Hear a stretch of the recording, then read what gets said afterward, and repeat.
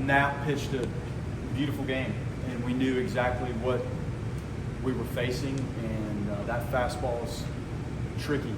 There seemed to be two different fastballs in play. I think the delivery deception is also a factor, and it's a very quick release behind his ear. It's well done. He moves it around. You're getting to both sides of the plate, not a lot in the middle. The secondary pitches are enough to get you off of some of those fastballs, and the guys worked hard to prepare for it, but you can see why he's whatever he is now, 11-0. It's tough, and when you pitch with a fastball like that, and you play that kind of defense, they didn't give us many opportunities to cash in, and we stacked our mistakes in 2 innings. Like when you have the hit by pitch and the walk, and we don't cover, and more of that, and the extra base hit and the home run, and we don't get the guy out, Kinnear comes in. It stacked, and it really was a 2-inning stack that they created, and we helped, and good teams will find ways to deliver, and they did. I thought Chase's play was unbelievable. There was a lot to unpack there.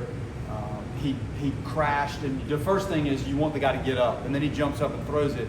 It seemed like everything evolved so quickly, but whether they tagged or didn't tag, the replay clip we had as it was going, they may have tagged at least the guy at second base. So good play. I thought the double play we turned late in the game was beautiful by Faroe, but they played a better game. And when you're in this situation, these teams are this solid. When you give a talented team opportunities to cash in, you need to be prepared for the fact that they can do it, and they did it tonight. I thought Jamie's secondary pitches were very good. I thought his slider might have been as good as we've seen it. He didn't have a tremendous feel for the fastball. And, we could tell that early on, and he never seemed to get through that part of the outing. And what felt good with the slider and the changeup was good, and he did mount some of the punch outs. Poor guy, it's not a natural reaction, and you'd think pitching it would be to get over there and cover, but that's something that he's going to have to grow through, because that should be a natural flow to try to get over there, even as a lefty. So they played the better game today. The offensive aggression, was that just kind of the game plan coming in with how many fastballs that Knapp usually throws? Well, yes, but there was a period of the game where we're making some early off-speed outs, and that was not part of it. Now, being fooled and not recognizing and making an off-speed out on something early in the count that is clearly not, the result would tell you it wasn't something you could really square up. We knew we had to be ready for the fastball, and at some point, we talked about, do you have to pick a half of the plate to try to take away something on one half or the other based on how you feel like you're being pitched individually and what you're seeing, what you feel like you can handle. And it's tough. Like, he's very good and moves that thing around really, really well. And the secondary pitches are enough. So the aggression, too aggressive at times, yes. Did you need to try to prepare and get ready for the fastball? 100%. Was it hard to calibrate? Clearly, yes. How was Chase feeling after slamming the ball? He's okay. Like, it's the poor guy, and we've talked about it. I don't know how many people coach that kind of athlete in baseball where you're trying to almost find ways to keep them healthy and safe. He's okay. He was just like jolted. There wasn't anything specific. It was just the impact overall. But he was okay. But the sliding, the running, the turns, the base running, hitting the bases, the walls, the things that come up when you're that dynamic are very unique.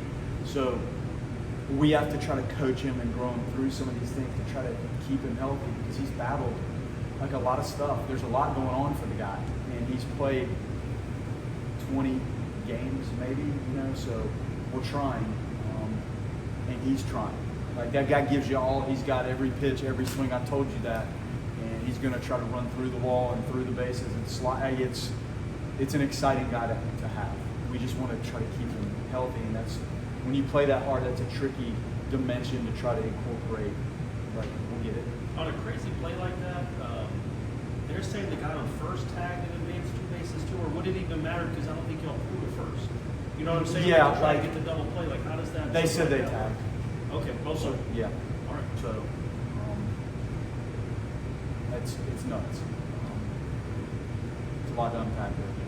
But it kind of overshadowed what was an incredible play. It did. Yeah. And it was as good a play as you'll see. And the double play was too. How good was it to get Holtz back out there tonight, and just what did you see from him getting on the run? We were trying in Cal, and it didn't quite line up. And as the game got to where it had put us, we felt like, okay, this may make sense. And it was beautiful to see him. Like, it's been a long time. I can't remember, you may know the last time he pitched. It's been a long time. And I thought that was as good as he's thrown this year. And everything checked out. Like, the metrics of the breaking ball checked out. It was good. And that was the end. Like, there was 15-20 was by far the most, and we were kind of right at that 15, and that was enough. We're going to need him. And when he spins that breaking ball the way he does, it's tough on everybody, and it's really tough on the lefties.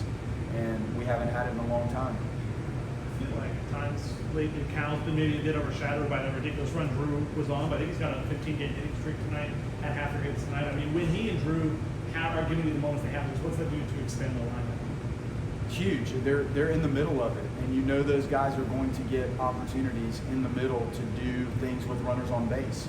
And you look at the progression and the maturity of the players as they go through. He got a little taste of it as a freshman, and now we're into the sophomore year. Are we starting to see him take some strides? Yes, we are, and that's good. And he knows what he's doing. There's some things at the plate that, like, he's got a plan, and now the next step is further execution of the in-game at that plan. So it's been good, and he's got some sneaky power to all fields. Like, he drives the ball to right, he pulls the ball with some authority, and he's done some nice things at third. The play today, he or Miles, somebody to finish that one off. That was an unfortunate one, but yes, at the plate, much better. As a guy that loves this sport, now I think he started at like Walter State. He had a 5 ERA in 23. He missed all of last year. What does it say about? I mean, just how impressive is it? How cool is it? I know it just happened against your team, but for somebody like that to have a season like this when he's been around for so long, to take that next step, and I assume it's a good teaching point for your guys. Maybe. Well, yeah. I mean, the fastball command and the deception, some of the deception and the delivery and the arm action is a little bit of a gift and something you may have hard to create, but the usage of the fastball to both sides, and whether it's four-seamer or two-seamer, it sure plays like it is, and he uses both to both sides of the plate. And you have guys that go through injuries, and we've got guys going through it, and the rehab and the bullpens on the side and the stuff in the weight room and the stuff next door in the training room. It is mind-blowing how much time they spend to just get back where they can pick the baseball up and throw it. And I don't recall the injury, but we have guys going through that, and it takes a lot. And Holtz was a minor example of that, but even for him to go out there and function, there is an appreciation for the work that's gone into getting back, and clearly what he's gone through to be in the position he's in. Did a good job. How beneficial would you say it was to just go through the preparation and play a guy like Knapp, even though it was a tough night offensively? What can you take away from that process, and how can you just shake this night off and start quick tomorrow? Well, our talk in there was learning. Like, the preparation and what we saw going in was, you may not believe me, but was what we got. That doesn't mean it's easy. And so in-game, feel and calibration to today, it was the fastball. That could come up. It's come up a couple times. It just seemed like his command of it, there was this half or that half with the fastball. So how to use some of the things where you change your lane a little bit to find a way to barrel some of those pitches.